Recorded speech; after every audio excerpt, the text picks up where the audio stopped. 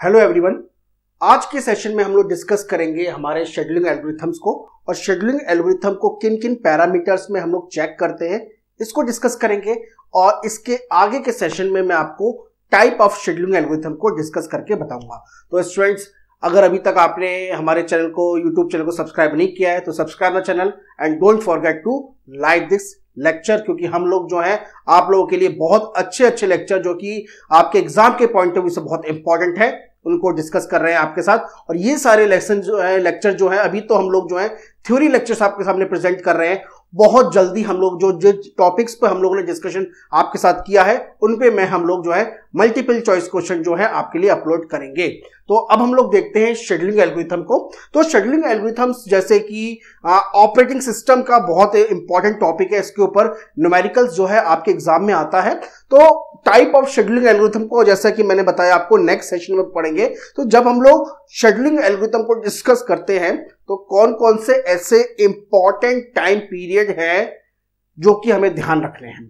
तो scheduling algorithm जैसा कि आपको समझ में आ रहा होगा कि प्रोसेस से रिलेटेड टॉपिक है। और प्रोसेस क्या होता है ये मैंने आपको पहले के सेशन में मैं बता चुका हूं। तो जिन स्टूडेंट्स ने प्रोसेस के बारे में नहीं पता है तो जाके प्रोसेस के पहले के लेक्चर्स को हमारे को देख लीजिएगा। उनका जो लिंक है मैंने वीडियो के डिस्क्रिप्शन में मेंशन कर दिया है, आप जाके चेक कर लीजिएगा। अब हम लोग देखते हैं शेड्यूलिंग एल्गोरिथम को। तो शेड्यूलिंग एल्गोरिथम के अंदर जो पहला टाइम इंटरवल आता है, मतलब पहला टाइम जो आता है, एक तो आता है अराइवल टाइम, देन सेकंड आता है completion time, then third is burst time, fourth is waiting time and fifth is turn around time और सिक्स्थ आता है रिस्पॉन्स टाइम। अब इन टाइम का मतलब क्या होता है अभी मैं आपको बता देता हूं। तो ये सारे टाइम जो है आपको प्रोसेस के रिलेटिव में पढ़ने हैं, यानी प्रोसेस के को ध्यान में रखते हुए रखते हैं। देखिए, तो हमने पहले अब देखा था कि जब हम लोगों ने प्रोसेस के बारे में डिस्कस किया था कि जब प्रोसेस होती है, प्रोसेस से रिलेटेड जो आपके पास जब हम लोग जो प्रोसेस को हम लोग देखते हैं तो प्रोसेस जब हमारी रेडी क्यू में आती है तो उसके पास अकेली वो प्रोसेस अकेली तो होती ही नहीं है, इकट्ठे हमारे पास काफी सारी प्रोसेस जो है रेडी क्यू में अवेलेबल होती हैं। तो वहां पर अगर आप देखें तो अगर हम लोग देखें अराइवल टाइम को, तो अराइवल टाइम आपका वो टाइम है जिस पर कोई भी पर्टिकुलर एक प्रोसेस, मतलब कोई भी प्रोसेस हो सकती है, वो प्रोसेस ए हो सकती है, वो प्रोसेस बी हो सकती है या प्रोसेस सी हो सकती है। अब उसका अपना अराइवल टाइम होगा। अराइवल टाइम का मतलब क्या होता है? अराइवल टाइम का मतलब ये होता है कि वो किस टाइम पर रेडी क्यू में आती है।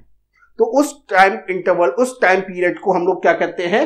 अराइवल टाइम कहते हैं। जब हम लोग इसके ऊपर न्यूमेरिकल्स करेंगे तो आपको और क्लियर हो जाएगा। तो जब भी कोई प्रोसेस जो है आपकी रेडी क्यू में आती है उसको हम लोग क्या कहते हैं? अराइवल टाइम कहते हैं। जैसे न्यूमेरिकल्स में आपको दिया होगा ये प्रोसेस है, ये प्रोसेस है, ये उनका अराइवल टाइम है और ये उनका बर्स्ट टाइम है। बर्स्ट टाइम क्या होता है अभी मैं आपको बताता हूं। तो प्रोसेस मान के चलिए तीन प्रोसेस है, प्रोसेस ए बी सी। इनका अराइवल टाइम है 0 2 4 और इनका जो बर्स्ट टाइम है वो क्या है? अब बर्स्ट टाइम क्या होता है अभी मैं आपको बताता हूं। 4 6 10। ओके, ये एक छोटा सा एग्जांपल आपके सामने है, जरा इसको समझते हैं। तो अराइवल टाइम का मतलब ये होता है कि वो जो पर्टिकुलर प्रोसेस है किस टाइम पर रेडी क्यू में आती है, तो वो अराइवल टाइम को ही हम लोग जो है रेडी टाइम के अंदर, रेडी क्यू के अंदर आने के टाइम को हम लोग अराइवल टाइम कहते हैं। दूसरा है कंप्लीशन टाइम। तो कंप्लीशन टाइम से पहले मैं आपको बर्स्ट टाइम बता देता हूं कि बर्स्ट टाइम क्या होता है। बर्स्ट टाइम का मतलब ये होता है कि हर प्रोसेस को अपने टास्क को कंप्लीट करने के लिए सीपीयू चाहिए होता है, सीपीयू कम सही होता है। तो उस पर्टिकुलर प्रोसेस को कितने ड्यूरेशन के लिए उस सीपीयू की अवेलेबिलिटी है उसको चाहिए, उसको हम लोग मेजर करते हैं बर्स्ट टाइम से, उसको हम लोग जो है बर्स्ट टाइम से मेजर करते हैं। तो जैसे मान के चलिए एग्जांपल है, तो प्रोसेस ए जो है उसका अराइवल टाइम जो है 0 मिली सेकेंड है। ये सारे टाइम ड्यूरेशन जो है वो सेकंड में नहीं है, मिली सेकंड में है, 0 मिली सेकंड है। अब उसको अपने टास्क को कंप्लीट करने के लिए 4 मिली सेकंड चाहिए। कितना चाहिए, 4 मिली सेकेंड चाहिए। इसी तरह से प्रोसेस बी जो है उसका जो अराइवल टाइम है वो 2 मिली सेकेंड है और उसको अपना टास्क कंप्लीट करने के लिए 6 मिली सेकेंड चाहिए। और प्रोसेस सी को अपना अराइवल टाइम जो है उसका 4 मिली सेकेंड है और उसको अपना प्रोसेस सी को अपना सीपीयू जो चाहिए उसे 10 मिली सेकेंड के लिए चाहिए। तो ये होता है हमारा बस टाइम। अब हम आते हैं कॉम्प्लीटेशन टाइम पर, यानी वो टाइम इंटरवल, वो टाइम पीरियड जिस पर प्रोसेस ने अपना टाइम, अपना जो है पूरा का पूरा टास्क जो है कंप्लीट किया है, उस टाइम को हम लोग कंप्लीटेशन टाइम कहते हैं। अभी कंप्लीटेशन टाइम क्या होता है, इसको कैसे मैं आपको बताऊंगा। तो जब हम लोग उसके न्यूमेरिकल्स सॉल्व करेंगे और गैंट चार्ट हम लोग बनाएंगे तो देखिए ये जो है इस तरह की न्यूमेरिकल्स हम लोग बहुत सॉल्व करने वाले हैं और इन तरह के न्यूमेरिकल्स को सॉल्व करने के लिए हमें गैंट चार्ट की हेल्प लेनी पड़ती है। अभी गैंट चार्ट क्या होता है बस थोड़ा सा होल्ड करिए, आपको समझ में आ जाएगा। देन नेक्स्ट आता है वेटिंग टाइम। चलिए इसको मैं मिटा देता हूं क्योंकि इसकी इतनी जरूरत नहीं है अब हमें। तो वेटिंग टाइम क्या होता है, तो वेटिंग टाइम एक तरह से वो टाइम पीरियड होता है जिसमें प्रोसेस को सीपीयू अवेलेबल नहीं हुआ है और वो जो है रेडी क्यू में वो प्रोसेस वेट कर रही है। तो वेटिंग टाइम को इस तरह से आप समझ सकते हैं कि जैसे मान के चलिए किसी प्रोसेस ने 0 टाइम पर आया, कोई प्रोसेस 2 मिली सेकेंड पर आई, बट उसको जो सीपीयू जो मिला वो 6 मिली सेकेंड में मिला, तो उसको बीच के जो 4 मिली सेकेंड तक क्या करना पड़ा, वेट करना पड़ा। कहां वेट करना पड़ा, रेडी क्यू के अंदर वेट करना पड़ा। तो उसको हम लोग जो है वेटिंग टाइम कहते हैं। तो इसका एक फॉर्मूला है, अभी फॉर्मूले में अभी थोड़ी देर में आपको बताता हूं। टर्न अराउंड टाइम क्या होता है, टर्न अराउंड टाइम आपका वो टाइम होता है प्रोसेस के आने से लेकर प्रोसेस के टाइम को, मतलब प्रोसेस का कंप्लीटेशन टाइम तक का जो ड्यूरेशन होता है उसको हम लोग कहते हैं टर्न अराउंड टाइम। ठीक है। देन नेक्स्ट आता है रिस्पॉन्स टाइम। अब इनके क्या करते हैं, इसको मैं आपको थोड़ा सा वेटिंग टाइम और टर्न अराउंड टाइम को थोड़ा सा डिटेल में बता देता हूं। जैसे मान के चलिए कोई प्रोसेस है, कोई प्रोसेस है, वो एक लाइन ले लेते हैं, कोई प्रोसेस है 0 से स्टार्ट करते हैं हम लोग, 6 से लेकर यहां पर 10 तक। ठीक है। अब देखिए कोई प्रोसेस मान के चलिए process X Y Z whatever, process A I 0 millisecond पर और उसको जो सीपीयू मिला वो मिला 6 से लेकर 6 मिली सेकेंड पर और उसका जो टाइम कंप्लीट हुआ वो कब हुआ, 10 मिली सेकेंड पर। ठीक है। तो ये जो 0 से लेकर 6 तक का था, यहां पर ये आपका क्या है, ये आपका अराइवल टाइम है। ठीक है। अब 0 से लेकर 6 तक, 0 से लेकर 6 तक उस प्रोसेस ने कुछ भी नहीं किया, उसने क्या किया, केवल वेट किया। क्या किया, वेट किया। तो ये उसका वेटिंग टाइम हो जाएगा। और 6 से लेकर 10 तक उसका क्या था, 6 से लेकर 10 तक उसका जो था बस टाइम था। बस टाइम का मतलब ये होता है कि उस प्रोसेस को कितने ड्यूरेशन के लिए सीपीयू चाहिए, तो उसको 4 मिली सेकेंड के लिए अपना ड्यूरेशन चाहिए। ये जो 10 है, ये जो 10 है इसे कहते हैं हम लोग कंप्लीटेशन टाइम। ठीक है। ये क्या है आपका, ये आपका है कंप्लीटेशन टाइम। अब इसी की हेल्प से मैं आपके लिए इन फॉर्मूले को लेकर आता हूं। अब वेटिंग टाइम क्या हो गया, तो वेटिंग टाइम जो होगा आपका, अब देखिए ये पूरा का पूरा 0 से लेकर 10 तक, ये पूरा ड्यूरेशन, इस पूरे ड्यूरेशन को हम लोग कहते हैं, पूरे ड्यूरेशन को इसे कहते हैं हम लोग टर्न अराउंड टाइम। ठीक है। यानी 0 से लेकर 10 तक उसको हम लोग कहते हैं टर्न अराउंड टाइम। अब मैंने यहां पे कोई प्रोसेस का जो अराइवल टाइम है वो मैंने 0 सेलेक्ट कर लिया है।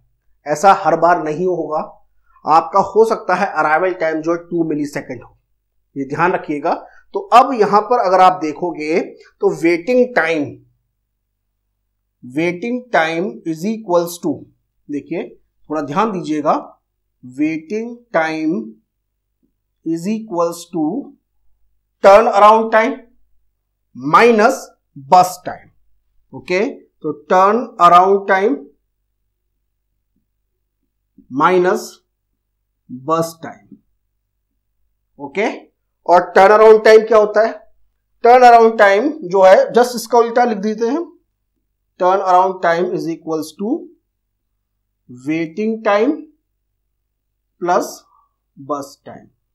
एक फॉर्मूला और हो सकता है टर्न अराउंड टाइम का कि turn around time is equals to the completion time minus arrival time. अब यहां पे अराइवल टाइम 0 है, बट हर केस में हर प्रोसेस का अराइवल टाइम 0 नहीं होता। तो एक और फॉर्मूला बन गया आपका turn around time is equals to completion time minus arrival time. तो ये तीनों फॉर्मूले आपको अपने एग्जाम के पॉइंट ऑफ व्यू से ध्यान में रखने हैं। अब हम आते हैं इसके पास कि ये आई थिंक ये तीनों पांचों आपको क्लियर हो गए होंगे। अब हम आते हैं रिस्पॉन्स टाइम का मतलब क्या होता है। रिस्पॉन्स टाइम का मतलब आपका एक तरह से वो होता है जब कोई प्रोसेस को फर्स्ट टाइम सीपीयू मिलता है।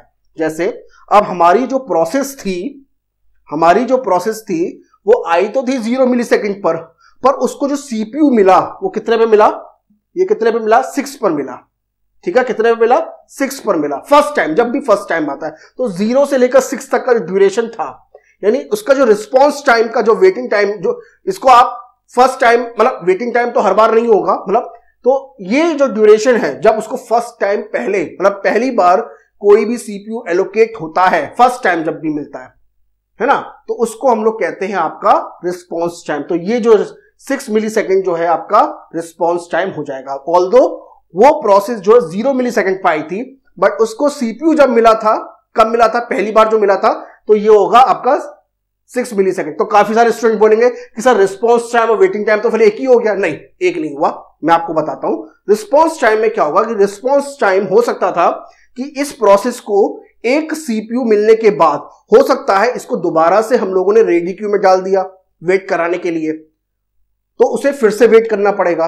जब हम लोग प्रीएम्पशन शेड्यूलिंग एल्गोरिथम को डिस्कस करेंगे तो रिस्पॉन्स टाइम में क्या होता है, जब भी फर्स्ट टाइम किसी भी प्रोसेस को सीपीयू एलोकेट होता है उसको हम लोग कहते हैं रिस्पॉन्स टाइम। उस पर्टिकुलर टाइम पीरियड को हम लोग कहते हैं रिस्पॉन्स टाइम। आई थिंक आपको ये क्लियर हो गया होगा। नहीं हुआ है कोई बात नहीं, मुझे कमेंट में बताइएगा, इसके ऊपर मैं आपको बता दूंगा कि what is the difference between response time और वेटिंग टाइम, पर आपको कमेंट करना पड़ेगा। चलिए अब हम आते हैं कि जो हम लोगों ने शेड्यूलिंग एल्गोरिथम डिस्कस किया है अब तक, उसका जो पर्पस था, उसका मतलब क्या पर्पस है, हम क्यों ऐसा करते हैं, क्या उसका ऑब्जेक्टिव है। उसका ऑब्जेक्टिव यह है कि शेड्यूलिंग एल्गोरिथम के लिए एक तो हमारा जो सीपीयू का जो यूटिलाइजेशन है वो मैक्सिमम होना चाहिए। ठीक है भाई, सीपीयू बहुत ज्यादा एक बोला जाए ऐसा रिसोर्स है, क्योंकि सीपीयू शेयरेबल नहीं होता। याद रखिएगा, सीपीयू एक बार में, अगर हम यूनी प्रोसेसर की बात कर रहे हैं, मतलब एक बार में केवल एक ही प्रोसेस आती है सीपीयू के अंदर, है ना, हमारे पास केवल एक ही सीपीयू है, तो उस केस के अंदर आपका मैक्सिमम सीपीयू यूटिलाइजेशन तब होगा जब हम लोग ज्यादा से ज्यादा सीपीयू को बिजी रखेंगे, यानी प्रोसेस को शेड्यूलिंग करेंगे। तो आपका मैक्सिमम सीपीयू यूटिलाइजेशन होना चाहिए, मैक्सिमम थ्रूपुट होना चाहिए, यानी मैक्सिमम आउटपुट होना चाहिए। अब ये थ्रूपुट जो होता है, number of process running at per unit time interval जो है, उसे कहते हैं। इसको मैं और डिटेल में आपको बताऊंगा। ओके, तो इसमें जो है आपका मैक्सिमम थ्रूपुट होना चाहिए। देन अब टर्न अराउंड टाइम भी कम होना चाहिए, वेटिंग टाइम भी कम होना चाहिए, और रिस्पॉन्स टाइम भी कम होना चाहिए। क्योंकि जितना ये हम लोग किसी प्रोसेस के आने से लेकर उसके काम को खत्म करने तक कितना टाइम पीरियड हमें कम लग रहा है, वो जो एल्गोरिथम होता है शेड्यूलिंग का, वो हमारे लिए बेस्ट होता है। इसलिए minimum turn around time, minimum waiting time और मिनिमम रिस्पॉन्स टाइम, ये तीनों बातें आपको ध्यान रखनी है। फिर से दो मैक्सिमम होना चाहिए, maximum CPU utilisation, maximum throughput, minimum turn around time, minimum waiting time and minimum response time. तो आई होप स्टूडेंट्स आपको आज के लेक्चर में ये समझ में आ गया होगा कि शेड्यूलिंग एल्गोरिथम को समझने से पहले कौन कौन से टाइम इंटरवल हमें अपने एग्जाम के पॉइंट ऑफ व्यू से समझने हैं, पढ़ने हैं, क्योंकि ये इसके ऊपर काफी बार एग्जाम में हर बार क्वेश्चन एक क्वेश्चन तो आपका एक न्यूमेरिकल तो पेपर में पूछा ही जाता है। तो अभी तक हम लोगों ने काफी इंपॉर्टेंट टॉपिक आपके साथ डिस्कस किए हैं इस चैनल पर। तो अगर अभी तक आपने इस चैनल को सब्सक्राइब नहीं किया है तो subscribe the channel and don't forget to like this lecture. और आपको कहीं भी किसी टॉपिक में अगर परेशानी आ रही है तो आप मुझे कमेंट करिएगा, मैं आपको उसको सॉल्यूशंस आपको बताऊंगा कि कैसे आप और भी जो कंप्यूटर साइंस के जो और भी टॉपिक हैं जिनको आप पढ़ सकते हैं। तो बहुत जल्दी जो है हम लोग मल्टीपल चॉइस क्वेश्चन की जो सीरीज है वो भी आपके सामने प्रेजेंट कर रहे हैं। तो मिलते हैं फिर नेक्स्ट वीडियो में, तब तक के लिए धन्यवाद, थैंक यू।